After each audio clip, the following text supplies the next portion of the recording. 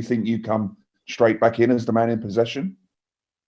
I don't know. It's probably not a decision for me, is it? But I'm just looking forward to getting back and getting to work, to be honest. Like I say, getting back in the nets, I think me, Joff and Stokesy get a slight head start because of quarantine and those sort of things. But yeah, looking forward to having a couple of probably pretty tasty net sessions with those two coming in at me, and then yeah, getting back into work really.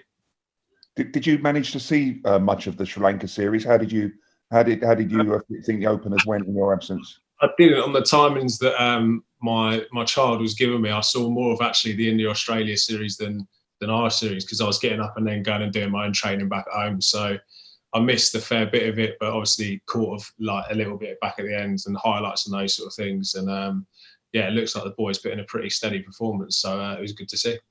Have you done any homework or watched any videos of any formats, tours or something like that before coming here? No, I watched the India-Australia series and saw the most recent footage there. But no, I've played a few of the guys before, so I'm fortunate in that respect. But obviously, I haven't played all of them. What kind of preparations would the batters have to face someone like Jasprit Bumrah?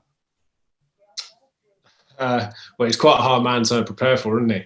Because he's obviously unique in terms of how he comes and bowls. But you know, it would just be working those angles, try and work out what he does with his seam and swing and those sort of things, and try to replicate that as best as he can. I think bubble is something else, isn't it? Have you come up with some mental strategies to deal with the possible exhaustion for the time that you are going to be there?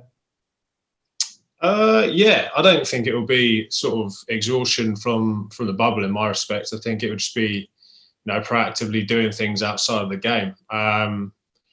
I've started a short course in psychology, and that's probably going to take up a bit of my time just to switch off and do other things. And yeah, basically just writing things down and sort of getting my headspace right away from the game so I can fully focus on the cricket. And from your point of view, how beneficial was the break from playing, and how much are you looking forward to what this tour brings?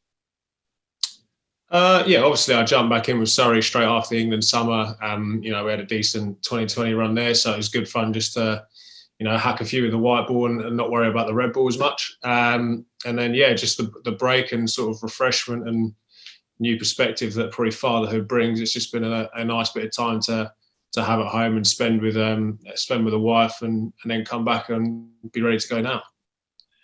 And just one final one on a slightly different topic, if I may, Rory. I'm not sure if you've seen this, but the PCA survey results have been released this week. And essentially they've found that racism remains widespread in English cricket. I think it was 23 players said they'd experienced or witnessed incidents of racism in the professional game. I know that the England players and squad made that strong stand in support of the movement in the summer alongside the West Indies, and it's a subject I'm sure that as a group you've spoken about a lot in the last few months.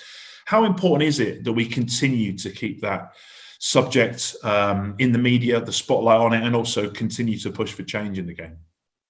Yeah, I think you know, all we can do to keep it relevant and keep people aware of, you know, the issues that are going on in the game is important, and it's great to see that, you know, PCA, ECB, you know, we're getting initiatives to actually, you know, educate players so that we really get on board with it. So yeah, anything that increases the diversity, inclusivity in our game is only a positive thing.